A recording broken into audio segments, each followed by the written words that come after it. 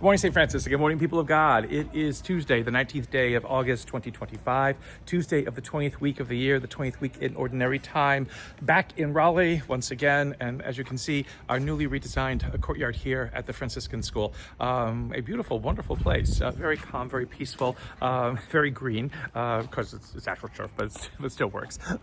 We have little pavilions over here and over here for people to come to sit, have lunch, have class or something like that. And we put a wonderful little cupola over Francis and Gubbio. Let me go down over here. You can see a little cupola over Francis and Gubbio like this, with trellis vines that will grow up and around it. Very, very, very, very pretty. So it's a nice little addition to our courtyard. Nice little renovation there. Benches to be able to come and contemplate Francis and Gubbio too from time to time. So if you get a chance to come to the courtyard for morning prayer, weekday mornings or anytime the school is open, come and take a look at this beautiful little courtyard that we have redesigned over here. On this Tuesday of the 20th week of the year, the history of Israel continues. Still in the book of Judges, we have the call of Gideon.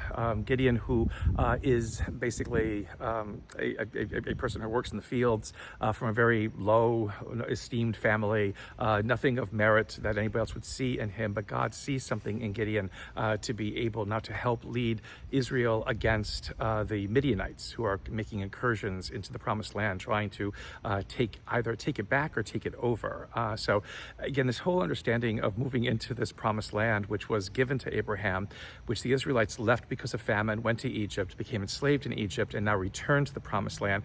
There was no deed of ownership that would kick out the people easily who had settled there because there was nobody there anymore. And now, again, God comes in with the Israelites and says, you have to get rid of all these people so that you can reclaim this land, which is, again, it's one battle after another, after another, after another. You think that this would be a little bit easier, but again, in the way that God works, it is, through this kind of claiming again of this land, that Israel again knows who God is and who they are, again, in God's sight. It's violent, it's aggressive, it's not very, peaceful, it's not very Jesus-y in some ways, but this is the way, again, the history of Israel unfolds, and we have to kind of navigate our way through this.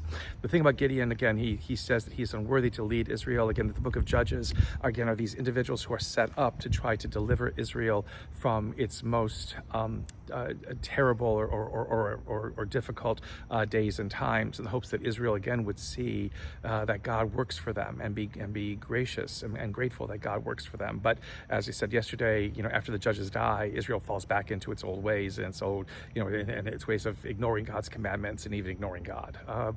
But Gideon is there, and he doesn't believe that he is chosen, but an angel who was sent by God to him, who was not named, basically proves to Gideon that he is God's chosen one, and that God is with him as again he works against the Midianites to make sure that Israel is kept safe, so that the people of Israel, the Hebrews, can continue to settle there. Again, the sense in which God chooses people that the world might neglect, the world might not see as important or might not value, to be those who truly possess leadership, and allows that leadership then to flourish and to save where it needs to save.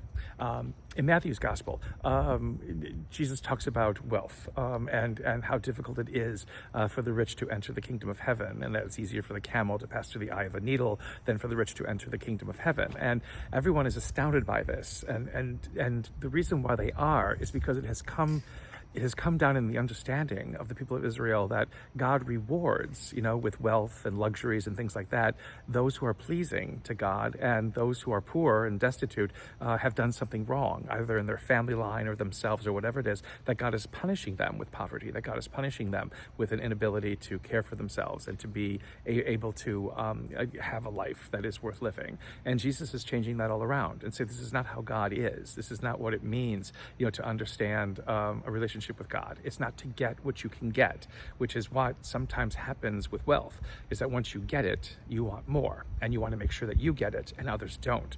That's why it becomes difficult for the wealthy to enter the kingdom of heaven, because they're just thinking about themselves. They're just thinking about what more they can get for themselves, and what more can they do, if that sometimes is stepping on others to be able to maintain and preserve this wealth.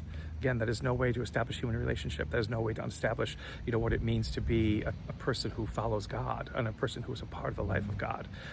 Again, within this, the apostles say, then what's in it for us if it's not going to be wealth and power? And Jesus promises them, again, eternal life and all these other kinds of intangibles and things like that seem to be so far-fetched and seem to be, so, not concrete.